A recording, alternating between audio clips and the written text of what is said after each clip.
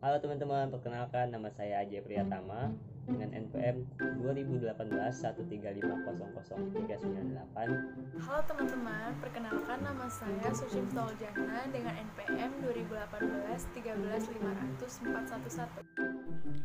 Halo teman-teman, perkenalkan nama saya Verina Putri RS dengan NPM 2018 13500 419. Halo teman-teman, perkenalkan nama saya Devita Anggiani Putri dengan nomor NPM 2018 135000377. Halo teman-teman, perkenalkan nama saya Dia Arumsari dari kelas R5E NPM 2018 13500 404. Oke, jadi di sini saya dan teman-teman dari kelompok saya akan melakukan analisis terhadap sebuah laporan penelitian. Apa aja sih yang bakalan kita bahas dan analisis di video kali ini? Yaitu dimulai dari judul laporan penelitian, abstrak, bab 1 pendahuluan yang berisi tentang latar belakang, rumusan masalah dan tujuan, hingga ke daftar pustaka. Jadi teman-teman tetap terus pantengin video ini untuk kita sama-sama belajar gimana caranya untuk membuat sebuah laporan yang baik. Oke teman-teman, ayo kita lanjut ke pembahasannya. Di sini saya akan menganalisa sebuah artikel yang berjudul Pengembangan Desain Bahan Ajar Matematika Perguruan Tinggi Jarak Jauh yang berbasis pembelajaran mandiri. Apakah termasuk artikel ilmiah atau tidak?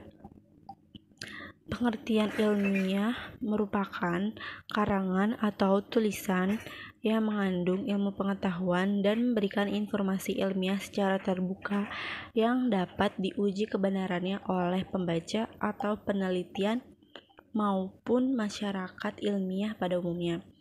Sedangkan ciri artikel ilmiah adalah memuat hal-hal yang penting, yaitu hasil penelitian, pembahasan hasil penelitian, dan kesimpulan hasil penelitian.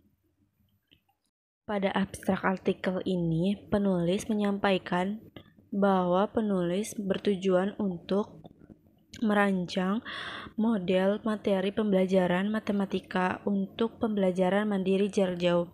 Dalam penelitian ini, penulis memberikan 4 model, yaitu model pertama merupakan materi pembelajaran yang ada. Model kedua merupakan materi yang lebih komunikatif dibandingkan model pertama dalam hal penyampaian materi teori, gambar, dan ilustrasi.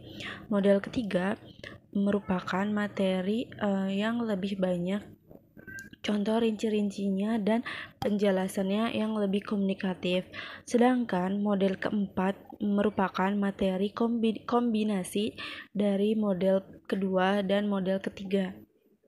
Pada bab pendahuluan artikel ini bahwa penulis menyampaikan beberapa uraian tentang penyampaian materi yang menyediakan buku materi pokok yang untuk setiap mata kuliah yang ditawarkan. Namun, desain penyampaian materi ini belum dikaji secara mendetail, terutama desain penyampaian materi yang memudahkan mahasiswa belajar secara mandiri.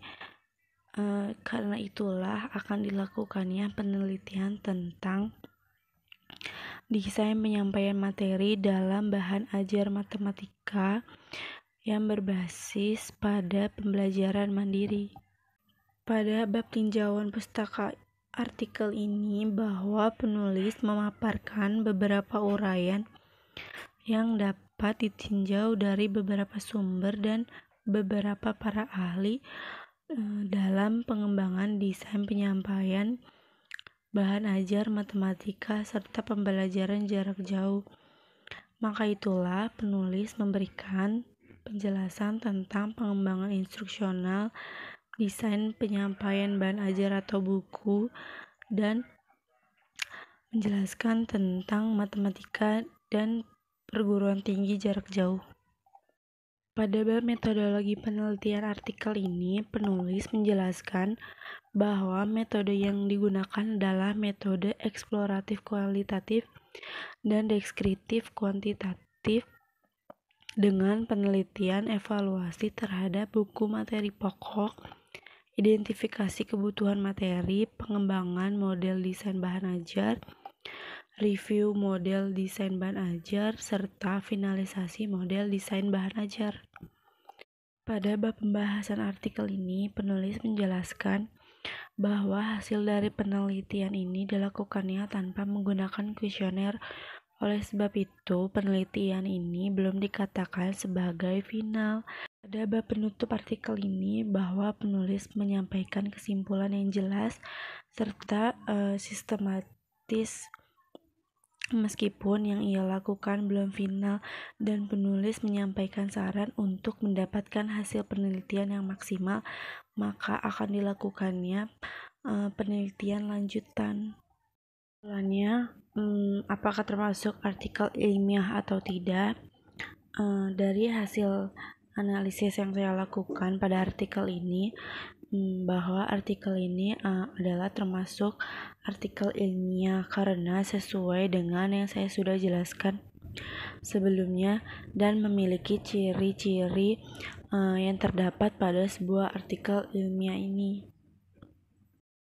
Sekian dari hasil analisis yang saya lakukan. Mohon maaf bila jika ada kesalahan kata atau penyampaiannya yang kurang jelas. Terima kasih. Wassalamualaikum warahmatullahi wabarakatuh. Di sini saya akan menganalisis jurnal dengan jurnal yang berjudul Pengembangan Multimedia Pembelajaran Matematika Sekolah Dasar berbasis Multiple Intelligence. Di dalam abstrak ini, kita akan terfokus pada 3 kata kunci utama. Yang pertama adalah pengembangan, yang kedua adalah multimedia, dan yang ketiga adalah multiple intelligence. Di dalam latar belakang, penulis menjelaskan bahwa pembelajaran di Indonesia saat ini sangat mengalami permasalahan, terutama rendahnya prestasi pembelajaran matematika di sekolah dasar. Telah kita ketahui bahwa saat ini Indonesia telah menggunakan teknologi yang bernama 4.0, di mana teknologi ini harus kita gunakan secara seoptimal mungkin. Sedangkan di Indonesia sendiri, kita apabila belajar matematika hanya menggunakan papan tulis. Jadi, tantangannya yaitu kemajuan teknologi komputer. Di dalam jurnal ini, penulis melakukan kegiatan penelitian dengan jenis metode penelitian kuantitatif, di mana penelitian ini bertujuan untuk meningkatkan kualitas pendidikan di Indonesia. Selanjutnya, di sini saya akan menganalisis tentang isi jurnal tersebut. Jadi, pengembangan multimedia ini dilakukan untuk inovasi dalam pembelajaran matematika.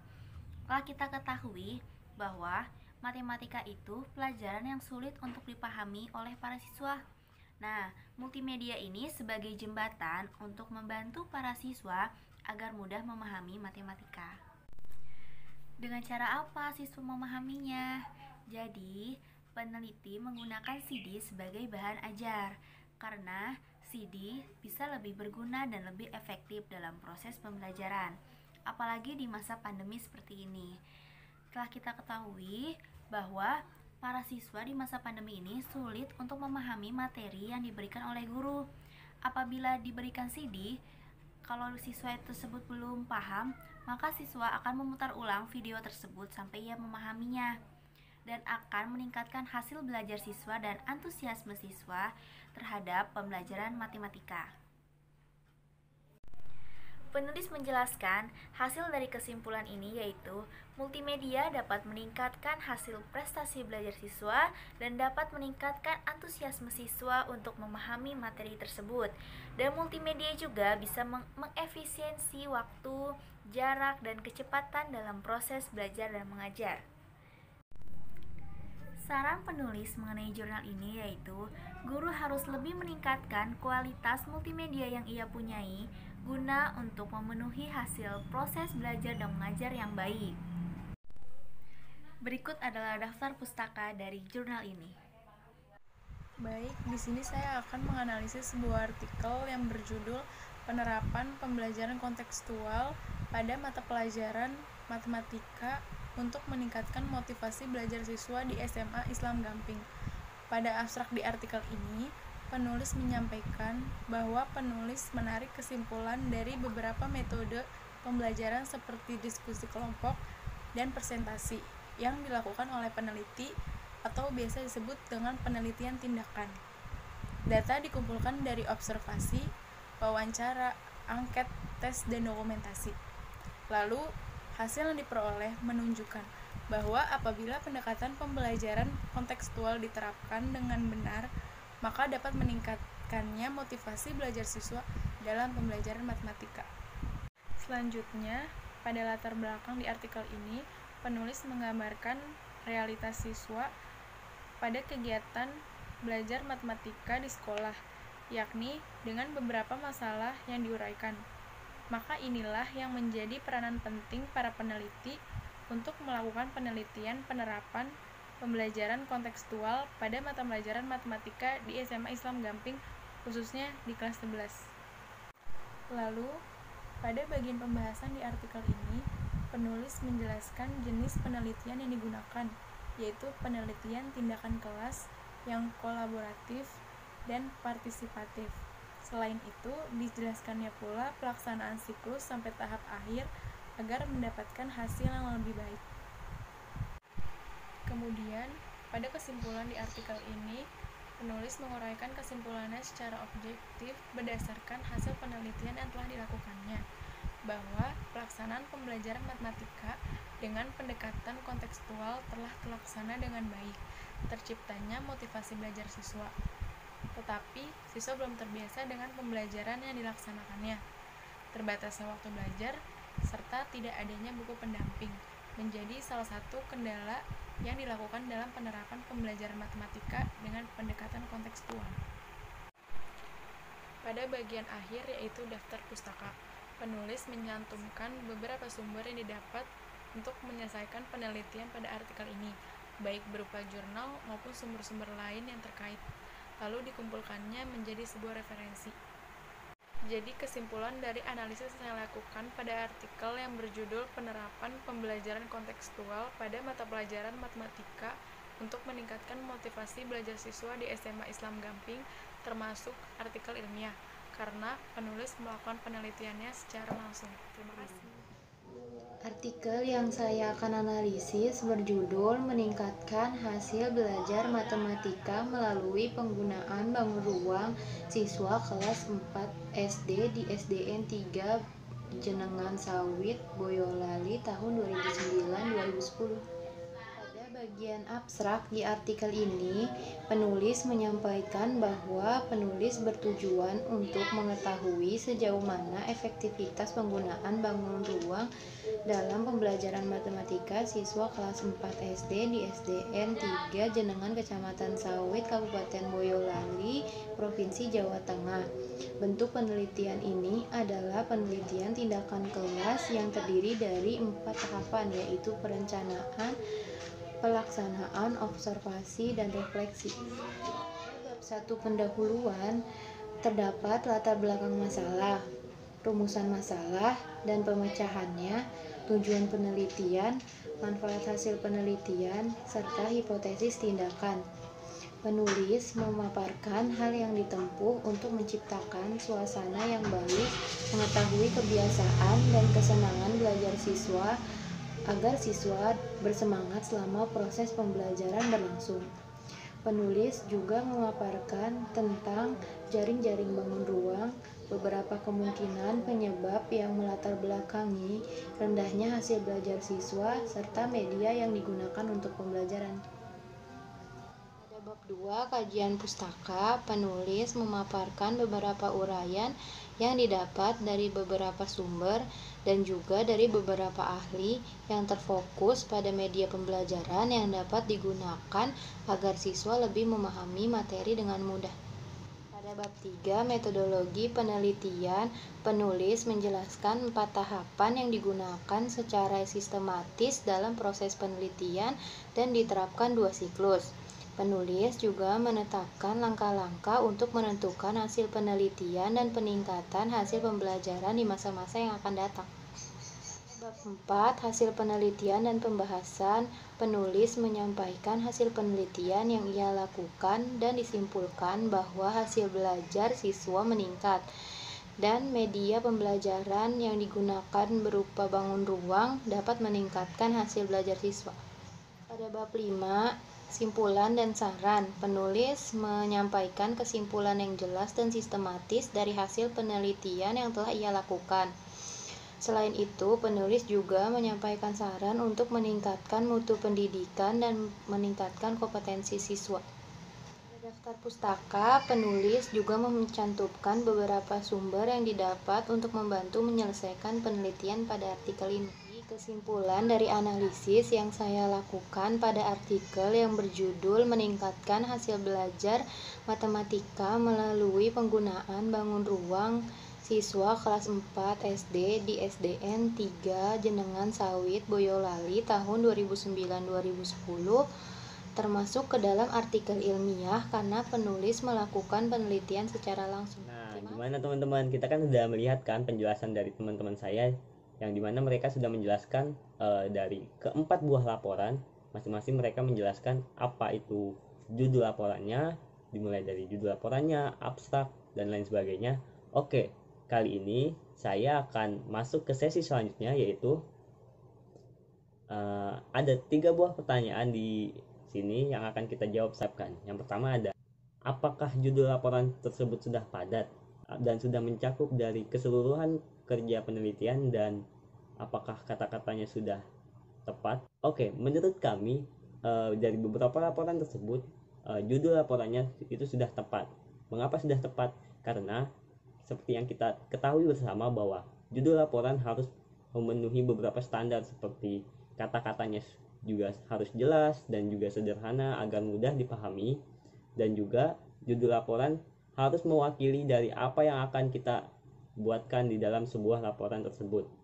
Oke, kita ambil saja satu buah contoh, yaitu pengembangan multimedia pembelajaran matematika sekolah dasar berbasis multiple intelligence. Nah, dari judul tersebut kita sama-sama sudah melihat bahwa judul ini tidak terlalu panjang dan juga tidak terlalu pendek. Di judul laporan tersebut kita sudah tahu bahwa laporan ini akan menggunakan metode pengembangan, di mana pengembangannya berlaku pada multimedia pembelajaran matematika.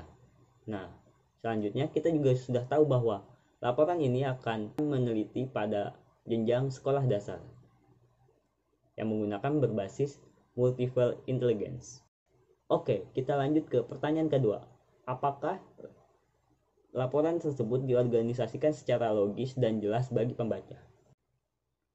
Oke, menurut kami dari beberapa laporan yang sudah kita sama-sama analisis tadi, laporan tersebut sudah termasuk logis dan juga jelas bagi para pembaca. Dimulai dari judulnya yang sudah memenuhi standar dan juga abstraknya, bab 1 pendahuluan, hingga hasil dan pembahasannya juga sudah jelas dengan metode penelitian yang sama-sama kita sudah mengetahui tadi. Maka dari itu semua, maka kita bisa melihat bahwa laporan penelitian tersebut sudah jelas dan juga sudah logis dan juga bisa sangat mudah untuk dipahami bagi para pembacanya. Oke, kita masuk ke pertanyaan ketiga. Apakah dalam laporan penelitian tersebut, dalam ejaan, tabel, teknik penulisan sudah tepat dan tidak ada kesalahan dalam penulisan laporan tersebut? Nah, menurut kami setelah kami analisis dari keempat laporan tersebut, beberapa laporan memuat beberapa tabel, dan tabel-tabel tersebut menurut kami sudah bisa dan mudah untuk dipahami karena memang sudah disusun secara baik, dan juga ejaan-ejaan yang digunakan menggunakan kata-kata yang mudah dipahami sehingga mudah dibaca oleh para pembaca dan juga dipahami. Selain itu, penempatan titik, koma maupun titik 2 yang ada di laporan kami rasa sudah tepat dan sudah baik. Oke, saya Ajay Priyatama, perwakilan dari kelompok 2, mengucapkan banyak-banyak terima kasih untuk teman-teman semua yang sudah bersedia untuk menonton video ini. Tetap semangat teman-teman semua dalam menjalani hari-harinya. Saya Ajay Priyatama. Akhir kata, wassalamualaikum warahmatullahi wabarakatuh. Dadah.